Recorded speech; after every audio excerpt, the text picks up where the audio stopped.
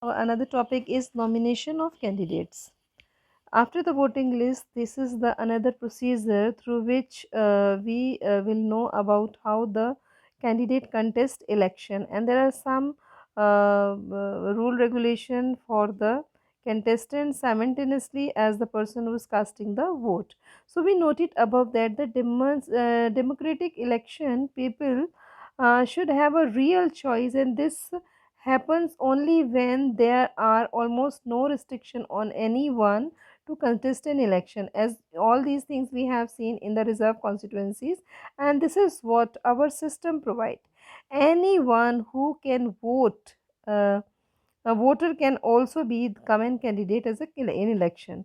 मतलब कोई भी अगर वोट डाल सकता है तो इलेक्शन भी कोई भी लड़ सकता है. तो this only difference is that in order to be the candidate and minimum age of 25 years, while it is only 18 year being voter, then there are some other restriction, non-criminal, etc. But these apply in very extreme cases. Political parties nominate their candidate who get the party symbol and support. Party nomination is often called party ticket. So every person who wishes to contest the election has to fill the nomination form and give some money as a security deposit.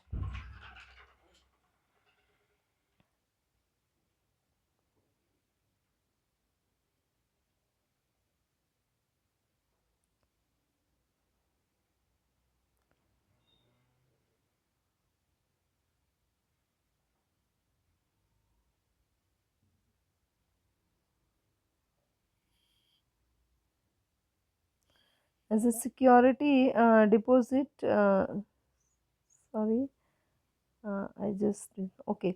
So recently a new system has been introduced, that is we can say that is about the direction from the Supreme Court side, and in that particularly we see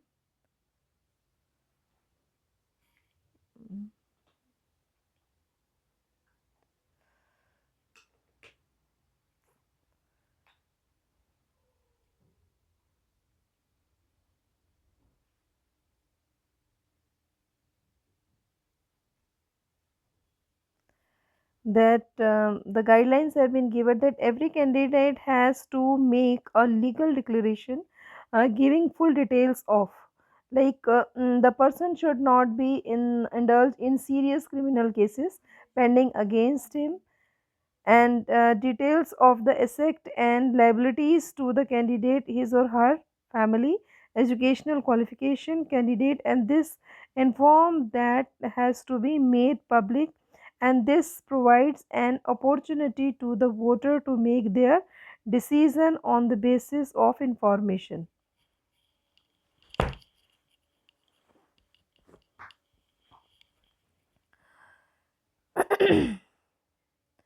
So, when we talk about the education, so generally some question arises that what is the need of education when a person is working as a leader? So, this particular term we can understand by this particular clipping, that educational qualification for candidate. Why there is educational qualification for holding such an important position when some kind of educational qualification is needed for any other job in the country. मतलब अगर हम किसी job के लिए जाते हैं तो सबसे पहले क्या चीज़ पूछी जाती है? क्वालिफिकेशन. तो educational qualification are not relevant of all kind of job. तो हर चीज़ के लिए वो ज़रूरी नहीं है, केवल कुछ ही चीज़ों में उसकी ज़रूरत है. तो relevant means like for example, if there is a selection of Indian cricket team, for example, is not attainment of educational degrees but ability to play the cricket. Same we can say that when MPs or MLAs are able to understand the people's concern, problem and represent their interest, so whether they cannot do so or examine by the lakhs of examiner their voters after 5 year. मतलब उनका exam कब हो जाता है? जब उनको 5 साल बाद दोबारा चुन लिया जाता है. तो मीन्स इज टू से कि only the work is needed, required or can be observed by the people who elect them, nor the education is necessary. So sometimes you see that in our older democracy, in older time, The politicians were not much educated, but they well done for the country, and they played a very beautiful role for their sacrifice of interest, we can say. But now, as we see, education is playing another role, but sometimes the dedication is less. So even if education was relevant, it should be left to the people to decide how much importance they give to the educational qualification. In our country, putting an educational qualification would go against the spirit of democracy. Or yet another reason, it would mean depriving the majority of the country citizen right to contest election. For example, graduate degree like BA, BCom, BSc was made compulsory for the candidate.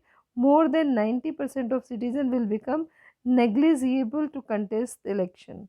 So means is to say कि qualification is the secondary, but first is that the work of politician or the leaders for what they have been appointed or elected by the people.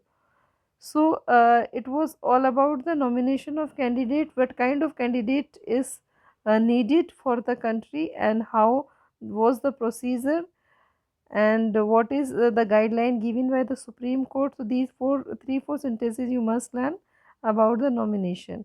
Another topic will be the election campaign. In detail, we will discuss in the next video. Thank you.